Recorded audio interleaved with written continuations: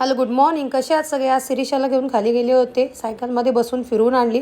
बाबासुद्धा सोबत होते. आज पनीर चिली बनवली होती. पनीरचे असे कट करून त्याच्यामध्ये कॉर्नफ्लॉवर, मैदा आणि मीठ, जिंजर गार्लिक पेस्ट, आल्या लसणाची पेस्ट, थोडंसं लाल तिखट आणि मीठ टाकून मिक्स करून असं तळून घेतले त्यांना पनीरला. त्याच्यानंतरला त्याच पॅनमध्ये थोडंसं तेल कमी करून त्याच्यामध्ये आलं लसणाची पेस्ट मी कुटून टाकले होते, तुम्ही पेस्टसुद्धा घेऊ शकता. 2 मिरच्या आणि कांदा, 2 कांदे घेतले होते.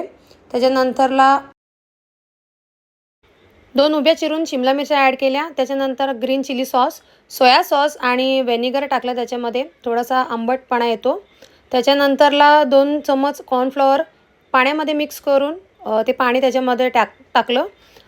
त्याच्यानंतरला आपण जे फ्राय केले होते पनीर ते त्याच्यामध्ये ॲड केले आणि मिक्स करून कोथिंबीर, तीळ टाकून मिक्स केलं. Okay bye.